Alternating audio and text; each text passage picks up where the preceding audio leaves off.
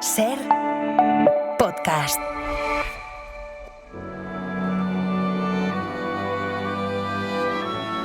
Aquí comienza Sucedió una noche colección, una antología del programa de la SER dedicado al cine clásico. I wanna hide from the sun, I wanna live in the dark, I wanna go to the movies. Nobody's waiting outside, but I feel alright, 'cause I'm here on my own. I can kiss Marion and Jane, I can sing in the rain, I can be Superman. I'll never come out again. Las estrellas míticas, los grandes directores, las películas inolvidables. Dirige y presenta Antonio Martínez. Muy buenas a todos y bienvenidos a Sucedió una noche colección, esa especie de grandes éxitos del programa con el que recuperamos algunos de los mejores reportajes emitidos en Sucedió una noche. El especial de esta semana se lo hemos dedicado a grandes estudios de cine. Aunque hoy en día ya no existen en la forma en la que estos se entendían en el pasado, nosotros, que volvemos la vista atrás una y otra vez en nuestro programa, vamos a recordar la historia de tres de los grandes estudios de Hollywood. Nota para el Departamento de Presupuestos. Aún no he recibido los costes de la segunda unidad que hay en Roma. Quiero esas cifras inmediatamente. La taquilla, señor Warner. Repasaremos la historia de la Warner, el estudio que llevaba con mano de hierro Jack Warner. No menos todopoderoso era también Louis B. Mayer, el jefazo de otro de los estudios de los que os vamos a hablar, la Metro. Dirijo un estudio, Hedda. ¿Crees que quiero a todas las personas que tengo en nómina? Os hablaremos también de la United Artists, un estudio que surgió cuando actores como Chaplin, Mary Pickford o Douglas Fairbanks quisieron ser los dueños de sus películas. Quiero llevar mi propia empresa. Quiero el control. Y como postre os hablaremos del estudio japonés Ghibli, desde el que directores como Hayao Miyazaki han convertido los sueños en realidad con sus películas de animación. No puede ser, estoy soñando. ¡Despierta, despierta! ¡Despierta! El estudio Ghibli, que como muchos ya sabéis, recibirá en octubre el premio Princesa de Asturias de Comunicación y Humanidades. Pero bueno, vamos ya a entrar en materia. I wanna hide from the sun, I wanna live in the dark, and I'll never come back. El espectáculo está a punto de comenzar, pero no se alarmen ustedes, no les cobraremos la entrada.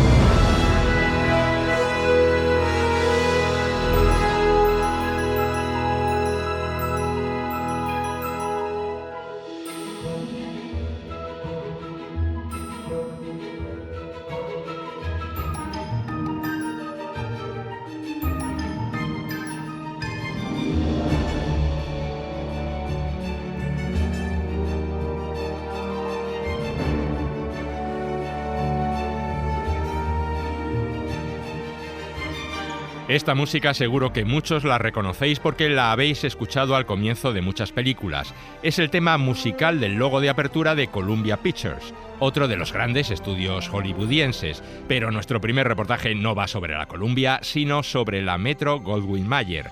Os vamos a contar cómo era el estudio en su época dorada, la del Hollywood clásico. La Metro se fundó en el año 1924, hace poco más de un siglo.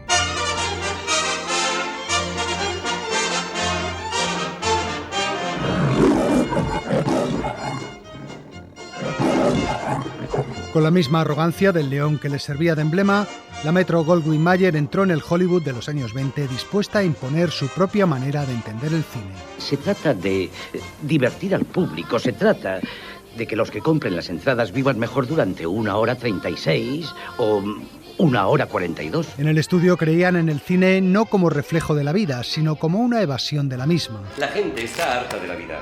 Quieren un mundo de ficción. Quieren a Tarzán y Jane, no a Tristán ni Isolda. Lo fundamental era que las películas sirvieran de entretenimiento a toda la familia. Películas de aventuras, con Tarzán y Jane, por supuesto.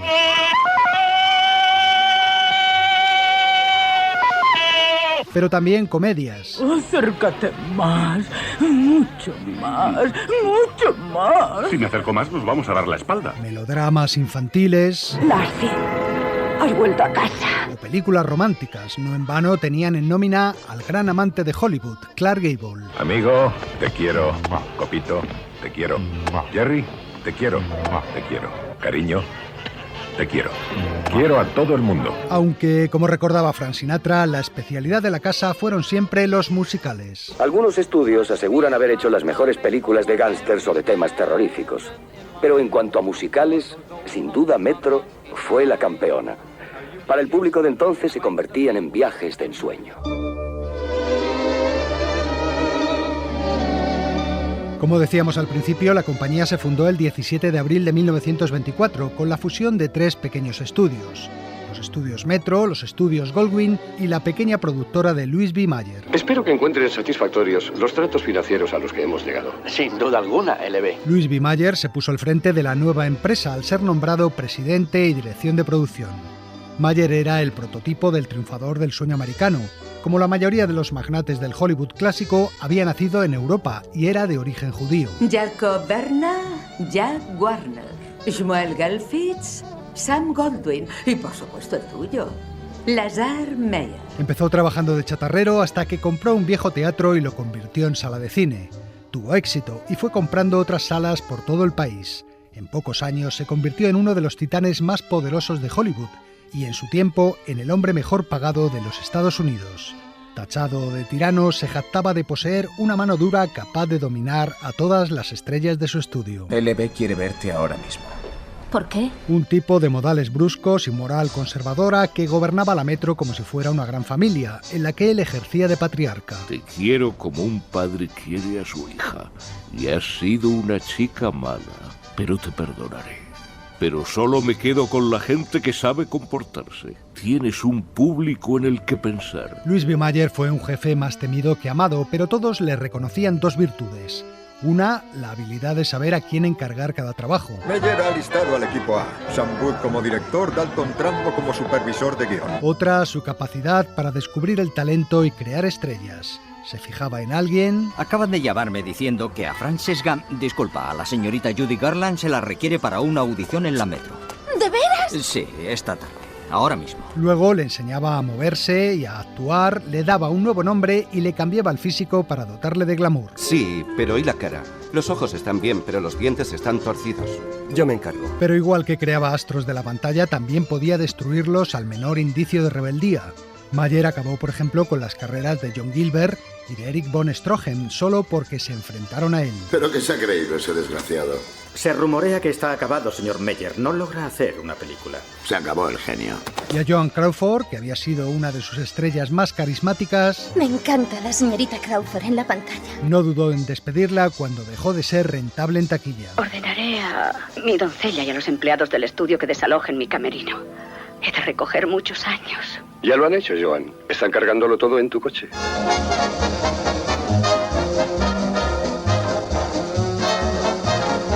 Louis B. Mayer fue el creador del Star System, perfeccionando las ideas que Adolph Zukor, el fundador de la Paramount, ya había ensayado unos años antes. Esto es, enfocar el interés del público no en los directores, sino en los actores. A Mayer le gusta que sus estrellas sean las que más brillen. El lema de la Metro era más estrellas que en el cielo, y casi era verdad.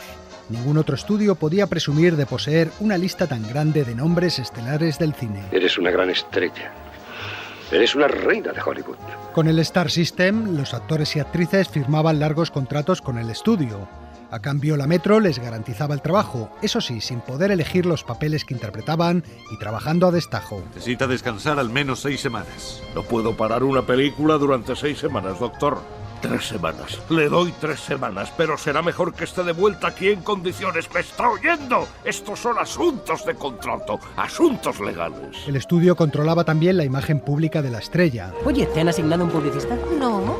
¿No? No sabes lo que te estás perdiendo. Al mío le llamo el vicepresidente a cargo de Mickey Rooney. Solo chasqueo los dedos y aparece él. Puede encargarse de todo y arreglar cualquier lío. Y no tenía reparos en interferir en su vida privada. Tienes una imagen que mantener y nos debes eso. Ese tal Artie Show es demasiado mayor para ti.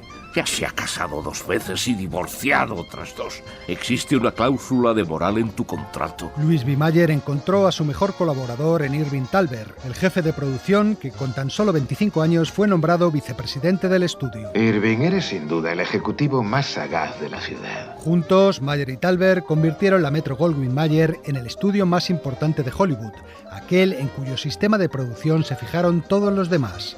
Una organización que estaba estructurada en departamentos.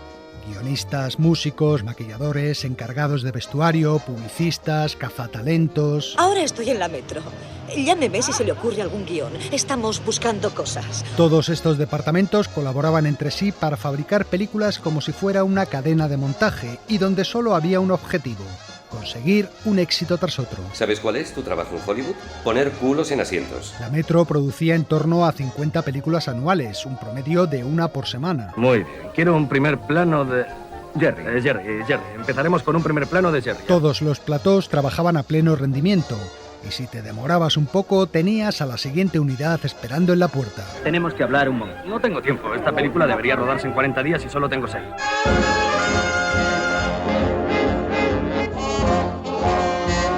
Desde el despacho de paredes de cuero blanco de Mayer se divisaban los 32 platós y todo el conjunto de edificios que albergaban camerinos, almacenes y oficinas.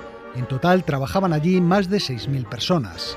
El estudio era una auténtica ciudad con su propio servicio de policía y bomberos y tenía una oficina de correos encargada de contestar la inmensa cantidad de correspondencia que recibía las estrellas. ¿Tenéis bastantes? ¿Queréis que os traigan más fotografías? No, señorita, el estudio nos ha mandado otra colección. Tenemos Estupendo. bastante. La sociedad que regía en esta ciudad febril estaba rígidamente dividida en castas.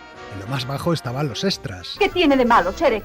Nada, si no te importa estar sentada sin dar golpes. Y en lo más alto, las estrellas, por encima de directores y productores. Y en el vértice de la pirámide, el rey del imperio, Louis B. Mayer. Eso concierne a Mayer, y yo no soy quien para decirle cómo debe llevar sus negocios. Luego, cada uno de los departamentos, a su vez, estaba organizado también de forma piramidal. Había, por ejemplo, guionistas de primera, segunda o tercera categoría. Este contrato te va a convertir en el guionista mejor pagado de Hollywood. Te lo has ganado. No solo escribes finales felices, crees realmente en ellos. La gente paga para verlos. Como toda ciudad que se precie, la Metro tenía también su propia escuela. En ella estudiaban los hijos de los altos ejecutivos, pero también los niños estrella. Janet Leigh, por ejemplo, mantuvo siempre una gran amistad con Liv Taylor, ya que habían sido compañeras de pupitre en aquel colegio. A las 12 el trabajo se detenía y todos iban a comer al restaurante del estudio. Cada uno se sentaba con los suyos, los guionistas con los guionistas. ¿Y a ti el guión qué te parece? Lo primero que hay que hacer es cambiarle el título. El nombre del guionista, Murray Safrin, es mejor que el de Gloria de Amor. En eso estoy de acuerdo contigo. Y allí aprovechaban para intercambiar impresiones sobre el trabajo. Las estrellas también comían con las estrellas, al menos hasta que llegó Ava Gardner y rompió las reglas no escritas sentándose a comer con los electricistas y los conductores de camión. ¿Quién quiere beber conmigo? El vino es muy bueno, sobre todo para los nervios. No, nada de vino. De hecho, esa era la razón por la que los empleados comían en el estudio, para que no salieran fuera y tomaran alcohol, algo totalmente prohibido. El plato especial de la casa era una receta de la madre del propio Louis B. Mayer, sopa de pollo con albóndigas. A eso de las 6 o las 7 de la tarde terminaba la jornada. Ah, ¿ya se marcha usted, señor Crosby? Sí, tengo que ir a grabar mis antiguos discos favoritos. No sé si lo recordaré. Tengo unos recados para usted, voy por ahí. Okay. El guarda de la entrada, cuyo trabajo durante el día consistía en buena parte en ahuyentar curiosos, iba saludando por su nombre a las estrellas.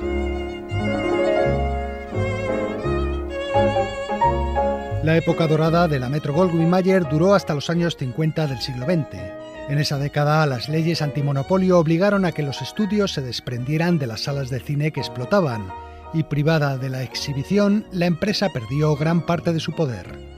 A partir de entonces comenzó la decadencia del estudio, lenta pero ininterrumpida. Esta era la meca de los sueños. Ibas paseando por el bulevar y te topabas con todas las estrellas de cine. Los actores y actrices ya no aceptaban los largos contratos del Star System, y también estaba la televisión como gran competencia. Como símbolo de este declive, baste recordar una anécdota. Los leones que adornaban la entrada de los locales de la Metro fueron subastados y acabaron en el jardín de la mansión de Larry Hackman, el JR de la serie televisiva Dallas.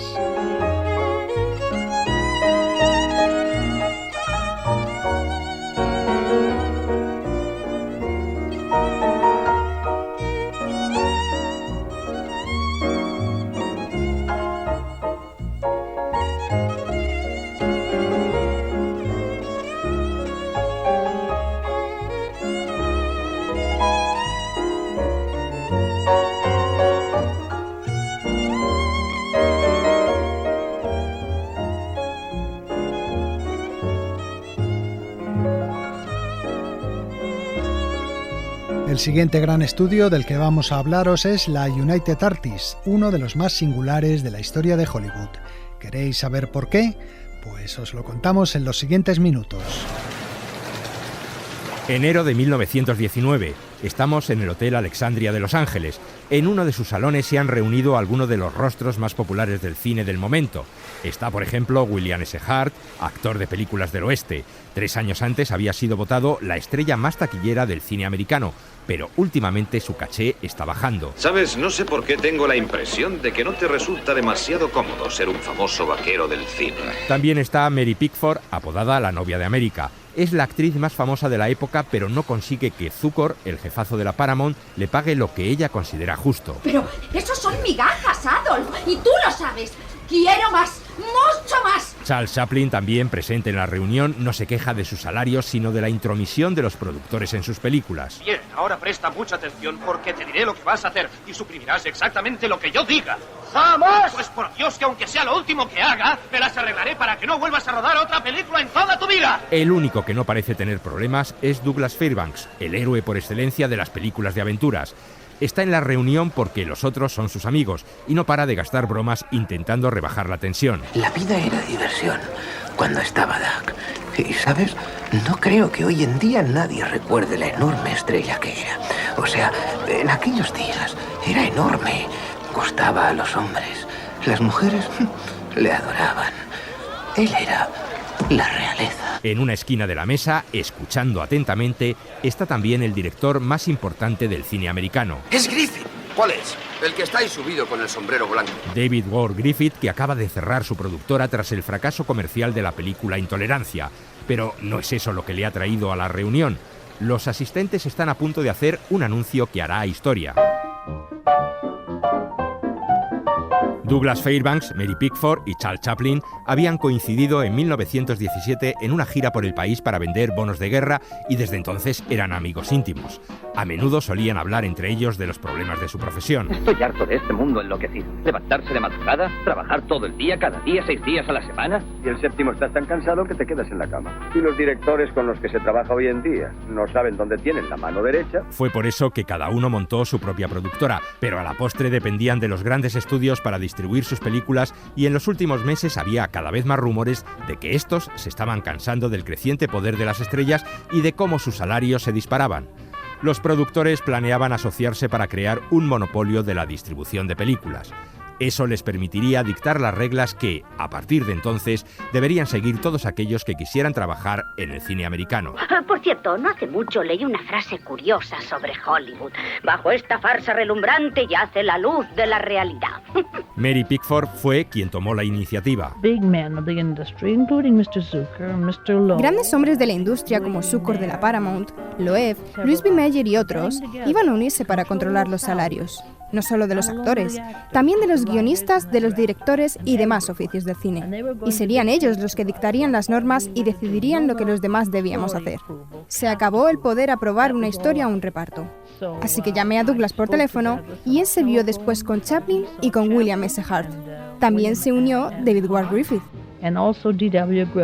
La actriz sugirió incluir a Griffith en el equipo. Era el padre del cine americano y compartía con los otros su visión de lo que este arte podía llegar a ser. Aquel día de enero, los jefes de los grandes estudios se reunían en el Hotel Alexandria y nuestro grupo decidió contraatacar reuniéndose a su vez en otro de los salones del hotel. Chaplin lo contaba así en su biografía. El efecto fue eléctrico. Uno tras otro los productores se acercaban a la entrada de nuestro salón, miraban en el interior y se apresuraban a salir. Enseguida, media docena de periodistas se sentaron a nuestra mesa y empezaron a tomar notas. Los 5 amigos reunidos habían decidido crear una nueva distribuidora y aquella reunión era para dar a conocer la noticia. Se llamaría United Artists, Artistas Unidos. No teníamos ninguna seguridad, era un gran riesgo. Ahora estábamos solos a la hora de financiar nuestras películas, algo que es muy arriesgado, especialmente cuando tienes en contra al resto de la industria. Pero el hecho es que conseguimos financiar United Artists. Cada uno pusimos en principio $100,000. Pocos días después, el 5 de febrero de 1919, se firmaban los documentos de creación de la compañía. William S. Hart había desistido participar a última hora tras recibir de la Paramount la oferta de un contrato muy suculento para seguir haciendo películas del oeste si abandonaba a los rebeldes. Alfie, yo no me convertí en el rey de las películas del oeste interpretando a otra persona. Los otros 4, Chaplin, Fairbanks, Pickford y Griffith, se hacían con una participación del 20% de United Artists, dejando el otro quinto para el abogado William McAdoo, que se encargaría de asesorarles, Douglas Fairbanks Jr. Les proporcionó a los 4 una compañía que distribuía las películas que ellos mismos crearían.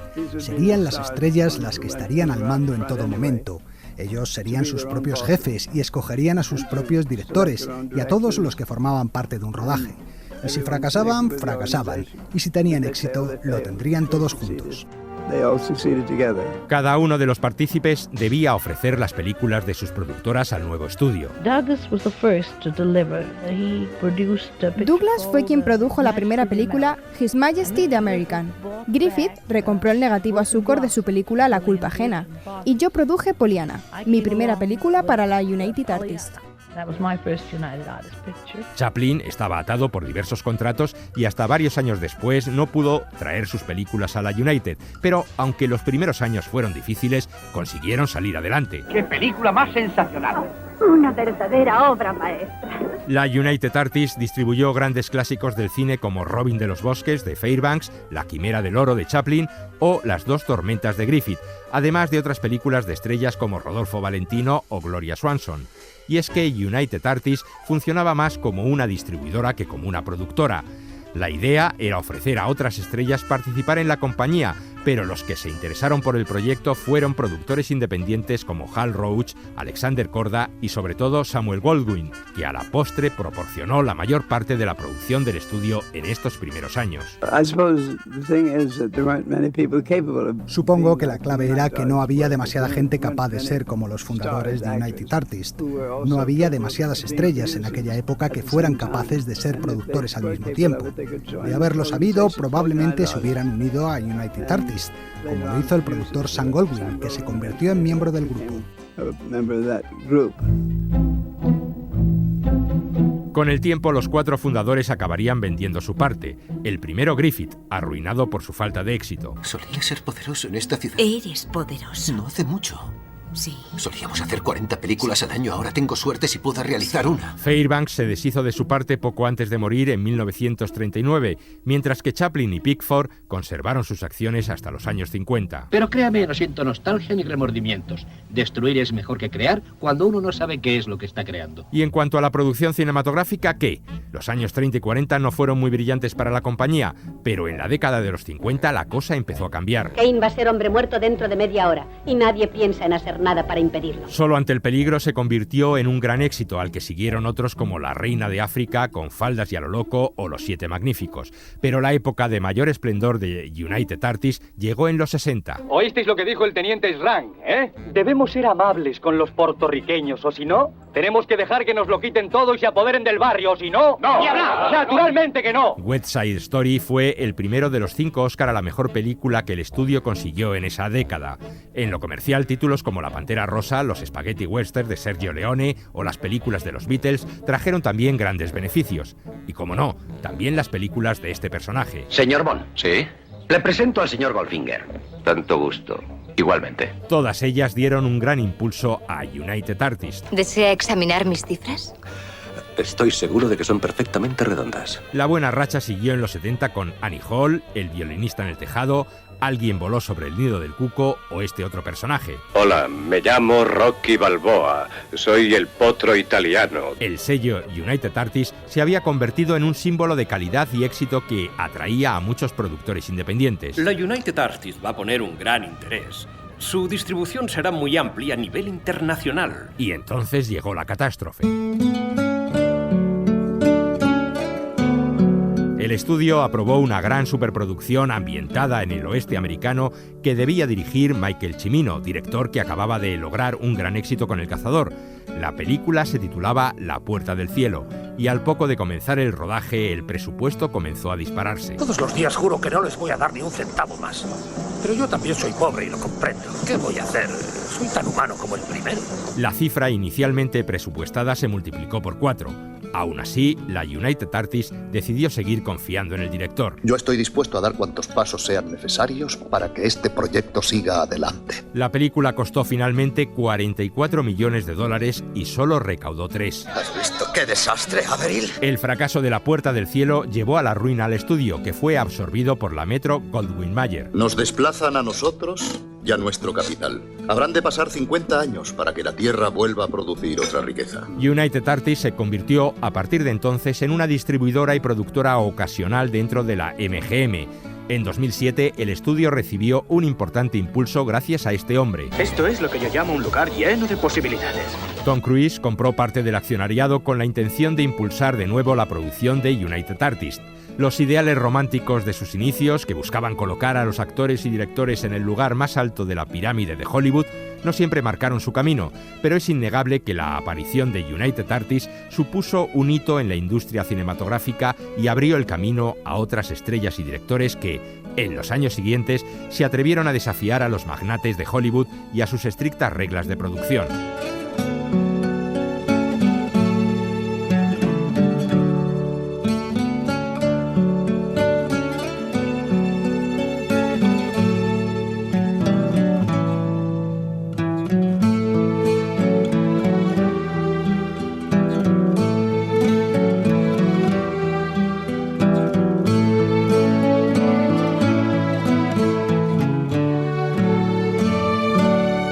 United Artists se fundó en 1919, la Metro en 1924 y un año antes, en 1923, se fundó la Warner, un estudio que ha producido infinidad de grandes películas y que, como muchos ya sabéis, va a ser absorbido, fusionado o como quieran llamarlo por la Paramount. Nosotros vamos a recordar ahora su historia y la del que fue su gran jefe, Jack Warner.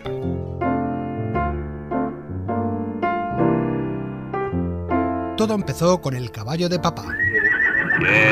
Quieto. Ven aquí, cógelo, no lo dejes. Los 4 hermanos Warner, Harry, Jack, Albert y Sam, eran hijos de un zapatero polaco y tenían buen olfato para los negocios. Oiga, por favor, ¿cómo funciona ese chisme? Oh, es un secreto. La fotografía en movimiento. Pura magia, señor, pura magia. Pronto se dieron cuenta de que las proyecciones cinematográficas podían dar mucho dinero. Así que vendieron el caballo de su padre y con el dinero que les dieron compraron un proyector y unas cuantas películas para exhibirlas en una barraca de feria. Un año más tarde ya tenían su propio local. Después compraron otro y otro, hasta hacerse con una cadena de cines. Piensa en todas las blancas cristianas que no aceptaron a los nuestros en colegios privados y me dijeron que fuera un buen judío y me largara al distrito de los sastres. Enseguida empezaron a producir sus propias películas. Su primer éxito fue una cinta bélica titulada Mis 4 años en Alemania, que rodaron en Pensilvania. Acababa de terminar la Primera Guerra Mundial y la película gustó mucho al público. Sí, exacto. Sam produjo la película, Abe llevaba las cuentas, Harry era el poli malo y yo rompía corazones. Con el dinero que ganaron, los hermanos Warner crearon su propio estudio. Mientras Abe y Harry se quedaban en el este, encargados de la distribución y las finanzas, Jack y Sam se marcharon a California, donde comenzaba a florecer la industria cinematográfica, para hacerse cargo de la producción. A todo el mundo le gusta el cine, lo que convierte a Hollywood en una ciudad universal. Los novatos aprendieron rápido y en poco tiempo pudieron codearse con estudios ya consolidados como la Fox, la Paramount o la Metro. A diferencia de esos estudios, la Warner se caracterizó por su producción a destajo. Casi nunca competía con los otros por la película del año. En cambio, producían muchos films baratos que daban casi todos pequeños beneficios. Hoy es un día grande. Se ruedan 4 películas. 2 del oeste, una de cosas del mar y una comedia de sociedad. Baste un dato como ejemplo. De las 214 películas que produjo la Warner entre 1933 y 1936, solo una no cubrió gastos. Pronto el estudio contrató a sus propias estrellas como John Barrymore. Bien, ¿cómo está el gran perfil hoy? Aunque el protagonista más rentable de estos primeros años del estudio no fue un actor o una actriz, sino un animal de 4 patas. Un perro de protagonista. ¿Cómo se llama? Rin Tin Tin. El perro protagonizó nada menos que 26 películas.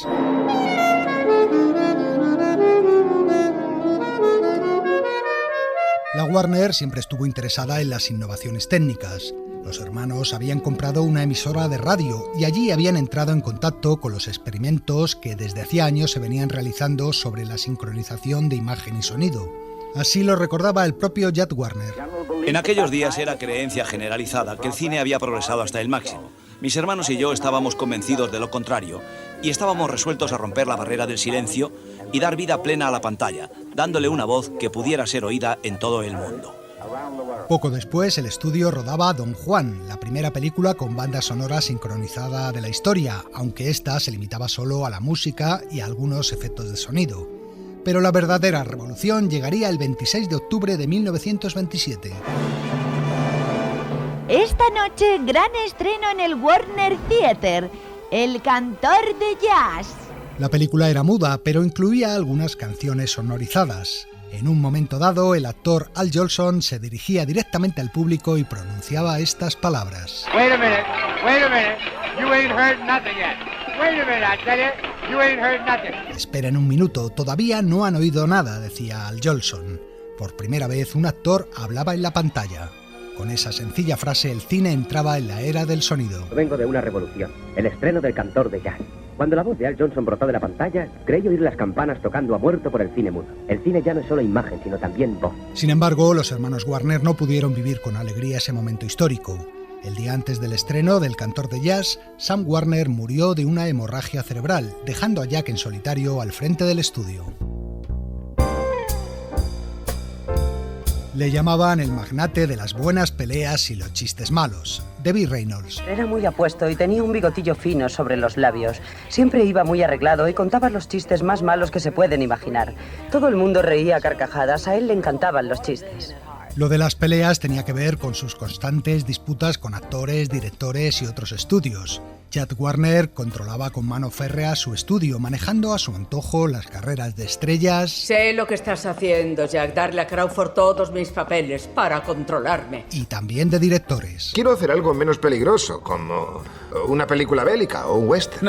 Déjale las películas bélicas y los westerns a John Ford. Jack no tenía reparos en entrar a saco en todos los departamentos que intervenían en una película, incluido, por supuesto, el montaje. Aquí hay tanta tela que cortar que voy a tener que ir a mi sastre para que me ayude. Decían de él que era un cómico frustrado y que gastaba continuamente bromas tan poco graciosas como sus chistes, aunque a veces sí tenía alguna ocurrencia ingeniosa. Durante la Segunda Guerra Mundial, el mismo Jack Warner hizo que los pintores dibujaran una gigantesca flecha encima de una de las naves de sonido. Hay quien dice que Warner temía que los japoneses confundieran los estudios de la Warner con una planta de aviación cercana, por lo que prefirió indicarles el camino. El auge del sonoro hizo que la Warner filmara muchas películas musicales, como La calle 42, el primer gran éxito comercial del género, como contamos hace algunas semanas. Pero en su época clásica el estudio se caracterizó sobre todo por dos tipos de películas: el cine de aventuras. Me llaman Robin Hood. He oído hablar de vos. Nada bueno, supongo. Con Errol Flynn como gran estrella, y el cine de gángsters. Fuera de mi camino, voy a disparar. Con las películas que protagonizaban actores como James Cagney, Edward G. Robinson o Humphrey Bogart. Y hablando de Bogart, en 1942 la Warner produjo el gran clásico del cine por excelencia. Tócala, Sam. Déjame recordar. No sé a lo que se refiere. Toca. El tiempo pasará. Casablanca, por supuesto, película que encabeza el catálogo de grandes títulos que ha dado el estudio a lo largo de la historia. Un tranvía llamado Deseo, Centauros del desierto, Rebelde sin causa, My Fair Lady, Blade Runner, las películas de Kubrick, las de Clint Eastwood y muchas, muchísimas más. ¿Hueles a algo? Yo sí. Huele a éxito.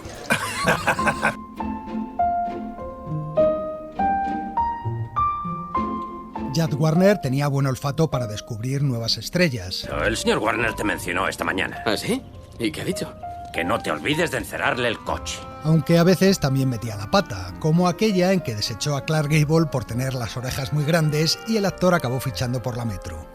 También utilizaba todo tipo de tretas para que los periódicos hablasen de sus rodajes y de sus estrellas. Tenemos que hacer ruido. Sí, podemos darle mucho bombo. Le daré a tus relaciones públicas acceso ilimitado. Pero no. Quiero ir más allá, Bobby.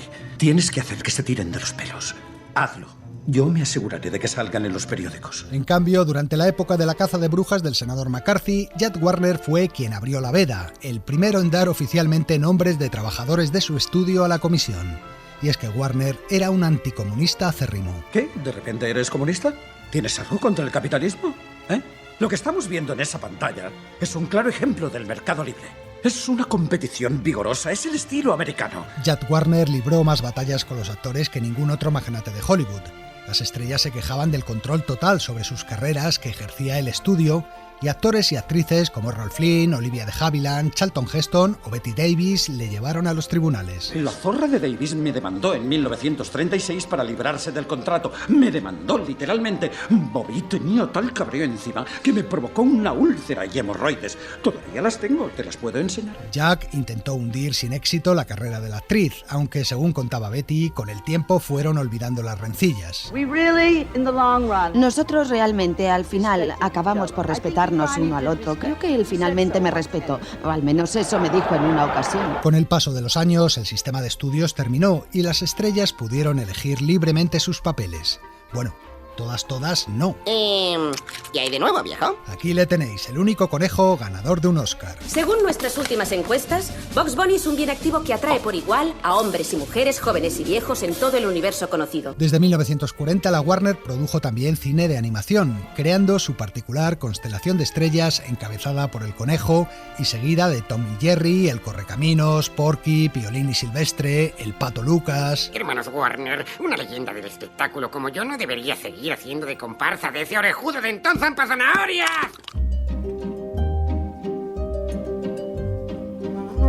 A mediados de los años 60, Jack Warner era el último de los fundadores de Hollywood que aún seguía en activo. Goldwyn está acabado, Mayer ha muerto y Selznick está a un bocadillo de pastrami de sufrir un infarto. Pero Jack L. Warner sigue dirigiendo la Warner Brothers. Y por cierto, ¿a cuántos hermanos puedes ver en este despacho? Eres el único, Jack. Exacto. Soy el último puñetero dinosaurio. En 1967 se retiró definitivamente, vendiendo sus acciones a la compañía canadiense Seven Arts, que se hacía así con el control del estudio. En 1990 se fusionaron con el grupo Time, formando Time Warner, empresa que incluía varias subsidiarias con operaciones en cine, música, videojuegos, cómics, parques de atracciones, cadenas de televisión como la CNN o HBO y la producción de numerosas series de televisión. Atención todo el mundo, esta es Rachel, una antigua amiga del colegio.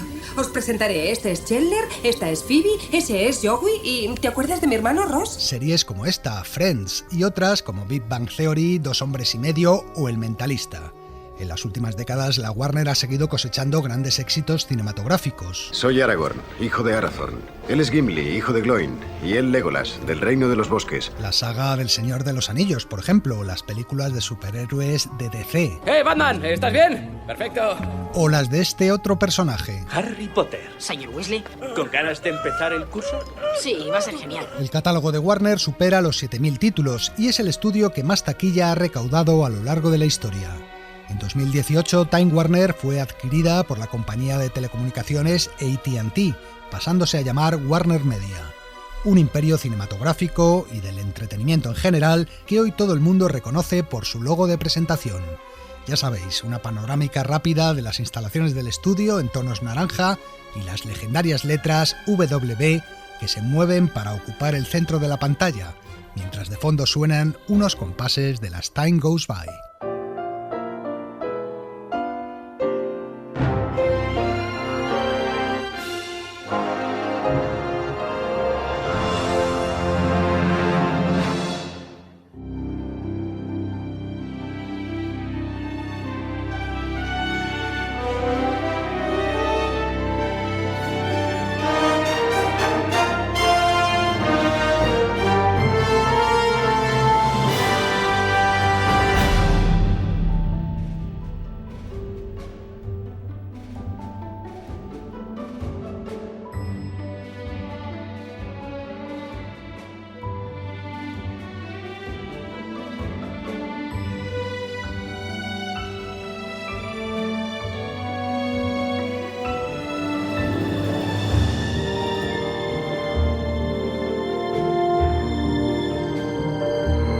Esto que escucháis es el tema musical del logo de introducción de Paramount Pictures, que Michael Giacchino compuso para su centenario celebrado hace 3 años.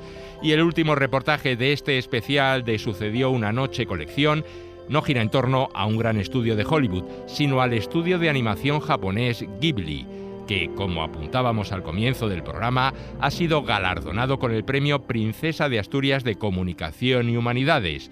Vamos a recuperar un reportaje que emitimos hace 2 años cuando este estudio, fundado por Hayao Miyazaki, recibió otro galardón, la Palma de Oro de Honor del Festival de Cannes, siendo la primera vez que el festival se la concedía a una institución y no a una persona. Los cinéfilos lo saben, Hayao Miyazaki es un cineasta que está a la altura de los grandes maestros japoneses. ¿Qué tal la película? Era la nueva de Mizoguchi, ¿verdad? Será una obra maestra. A la altura de Mizoguchi, Kurosawa o Yasuhiro Ozu, por ejemplo. La única diferencia es que mientras ellos creaban sus historias con personajes de carne y hueso, Miyazaki los dibuja y los anima, les da color y los envuelve en un mundo lleno de alegorías y fantasía. ¡Es increíble! ¿Utilizaste tu magia para crear esto? En los estudios Ghibli trabajan varios directores, pero todas sus películas tienen un estilo común, ya que aplican las enseñanzas y fórmulas creativas que asentaron Miyazaki y su amigo y cofundador Isao Takahata. Hayao Miyazaki. Sé siempre fiel a tu arte, sin pretensiones. Aunque estamos creando entretenimiento, una película debe ser siempre reflejo de su director. Nunca debes hacer una película que no salga de tu corazón. La marca de fábrica queda patente en la imaginación desbordante que llenan cada una de sus escenas y en temas y características que son comunes. Por ejemplo, sus películas hablan de pacifismo y ecología. Vaya, tu huerto parece una montaña de tesoros. Gracias a la madre naturaleza. Combinan personajes humanos con animales que hablan o seres fantásticos. Soy un demonio del fuego muy poderoso. Me llamo Calcifer. Tú deberías ser capaz de romper el hechizo. A menudo también aparecen personajes de la mitología o las leyendas japonesas. Me recuerdas a las historias que he oído de la tribu de los Shemishi. Se dice que también montaban alces rojos y utilizaban puntas de flecha de piedra al igual que haces tú. Los personajes femeninos destacan por su determinación e independencia y a menudo los protagonistas son niños. Contén la respiración mientras cruzamos el puente. La más ligera bocanada que des romperá el hechizo y toda esta gente te verá. Tengo miedo. Tranquila, no pasa nada. Fantasía, aventura y romanticismo se mezclan, todo ello contado con un gran encanto y lirismo. ¿Quién ha visto el viento? Ni tú ni yo lo hemos visto, pero el viento sopla y hace que tiemblen las hojas. Que el viento haga vibrar estas alas para llegar a ti. A este lirismo contribuyen notablemente las bandas sonoras que en la mayoría de los casos compone el músico Joe Hisaishi.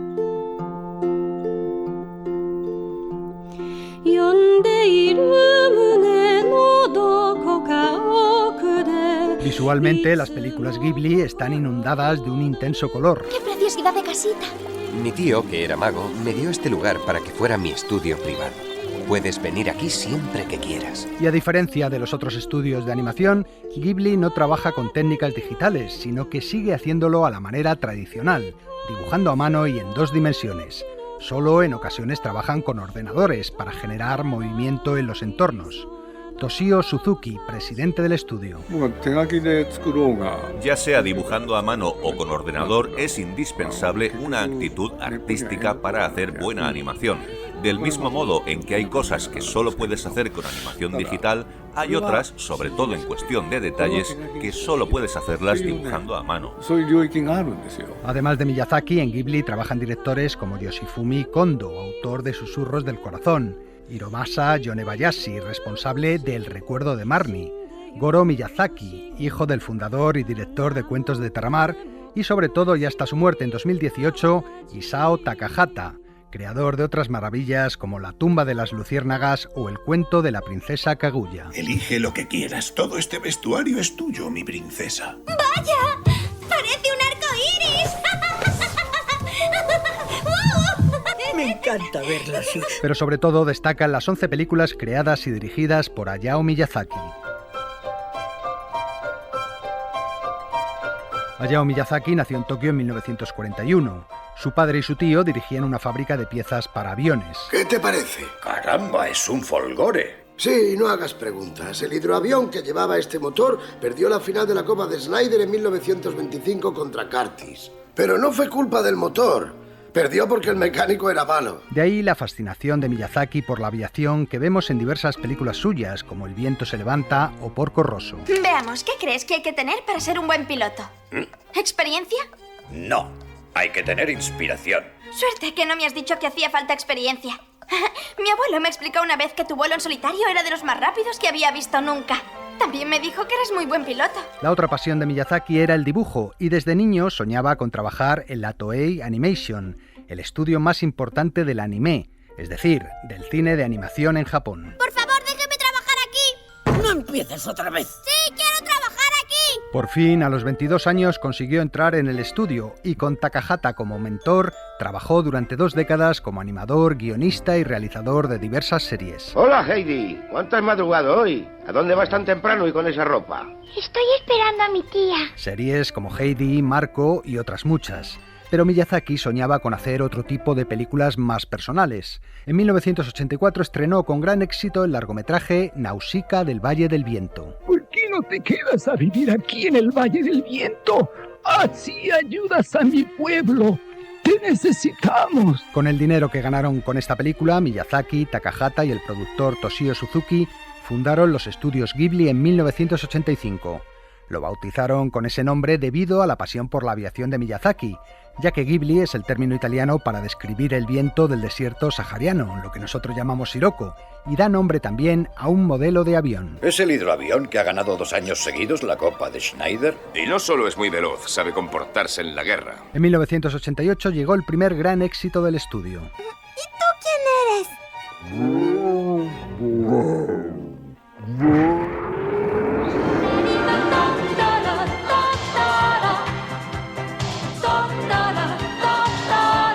Mi vecino Totoro giraba en torno a la relación de 2 niñas con una criatura gigante del bosque. Totoro se iba a convertir no solo en la mascota del estudio, sino, como dice Suzuki, en el motor que iba a impulsar a Miyazaki en los años siguientes. Miyazaki ha hecho todo tipo de películas, pero Totoro sigue siendo su personaje más popular. Por eso se ha convertido en una obsesión, superar a Totoro. Es casi como si fuera su enemigo y alimenta su ambición. Con cada nueva película quiere superarlo, hacer algo mejor.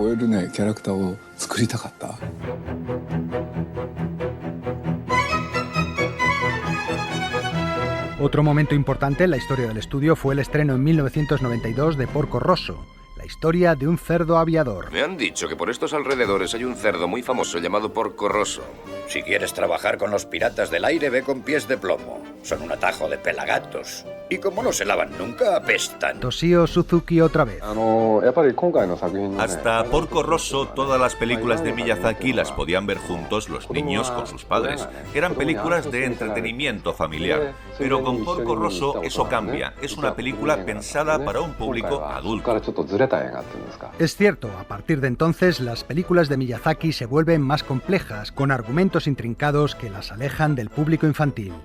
Buena prueba de ello es La princesa Mononoke, su historia más densa y poblada de personajes. Mononoke, princesa de las bestias, ¿me oyes? Si me quieres, aquí estoy.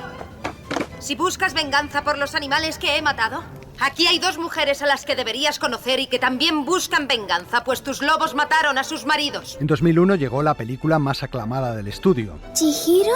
¡Chihiro! ¡Es mi nombre! El viaje de Chihiro no solo ha sido su mayor éxito comercial, sino que ganó el Oso de Oro del Festival de Berlín y el Oscar a la mejor película de animación. Una obra maestra no ya del cine de dibujos animados, sino del séptimo arte en general. Saben que estás aquí. Lo siento, he respirado. No, Chihiro, lo has hecho muy bien. Si te quedas aquí, te encontrarán. Yo les entretendré. Y mientras tanto, tú aprovecha para escapar. No, no te vayas, quédate conmigo, por favor. Si quieres sobrevivir aquí, no tienes otra elección. Y es el único modo de salvar a tus padres. Entonces se convirtieron en cerdos, no lo soñé. A lo largo de este siglo, el director japonés ha seguido maravillándonos con otras películas como Ponyo en el acantilado, El viento se levanta o El castillo ambulante. Necesito que muevas lo que queda del castillo y nos lleves con Howl. ¿Qué? Sé que puedes hacerlo. Dicen que los mejores brillan más que nunca en las peores circunstancias. Ponyo, ponyo, ponyo, sakana no ko, aoi umi kara yatte kita. diferencia de otros directores, Miyazaki no parte de un guión ya escrito, sino que empieza contándoles la historia a sus colaboradores. Esta historia va sobre Ponyo, un pez con cara humana. Ponyo queda varada en la costa y la recoge un niño, Sosuke. Él le gusta a Ponyo. Esa es la clave de la historia. ¿Piensas llevarte el pez a la guardería? Sí, es una pececita. Lisa, he decidido que le voy a llamar Ponyo. Sí, es blandita. Y encima sabe trucos de magia. Antes me ha lamido el dedo y gracias a eso se me ha curado la herida. A partir de ahí van haciendo dibujos, haciendo pruebas e imaginando escenas, hasta completar un storyboard que luego servirá de guión. Necesitamos una escena en la que Ponyo mete la cabeza en una botella.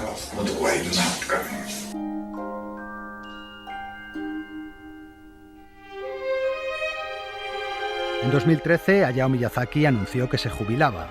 Necesitaba descansar. Es una casa de baños donde 8 millones de dioses vienen a descansar sus doloridos huesos. Sin embargo, 3 años después, Toshio Suzuki anunciaba que el director volvía a ponerse al frente del estudio y trabajaba en una nueva película.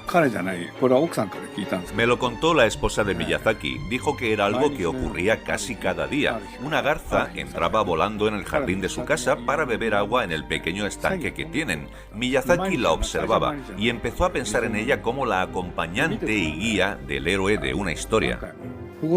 Pájaro insensato, te ordeno que seas su guía ahora mismo. El chico y la garza fue un nuevo éxito. And the Oscar goes to The Boy and the Heron.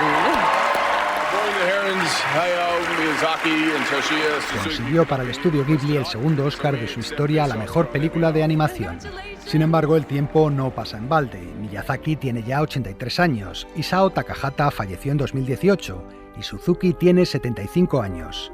Hace tiempo que buscan un nuevo director que se haga cargo del estudio. Y he de buscar un sucesor que ocupe mi lugar. Podrías continuar con mi labor. Goro Miyazaki, el hijo de Hayao, no quiso serlo, y el año pasado la cadena japonesa Nippon Televisión se hizo con el 42% de las acciones de Ghibli, por lo que a partir de ahora tomará ella las decisiones sobre el futuro del estudio. En especial se espera una mayor incursión en el medio televisivo, aunque ya desde hace algunos años los trabajos de Ghibli no se limitan al cine, también a los videojuegos, los vídeos musicales o los anuncios televisivos. Y más aún. ¿Qué hacen ahí esas casas? Me lo imaginaba. Debe tratarse de un parque temático abandonado. De abandonado nada, en pleno éxito. En 2022 se abrió al público el parque temático Ghibli, que se caracteriza por su ausencia de atracciones mecánicas.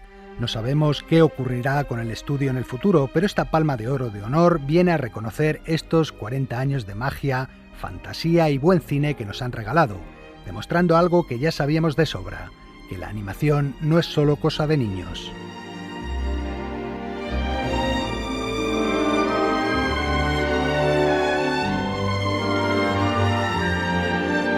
Sucedió una noche. El cine clásico en la SER.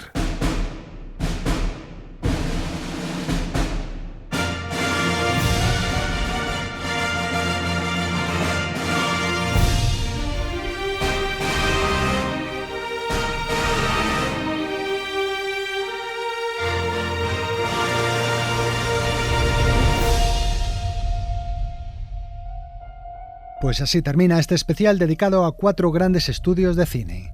Nos vamos a despedir con esta música que seguro muchos habéis reconocido al instante.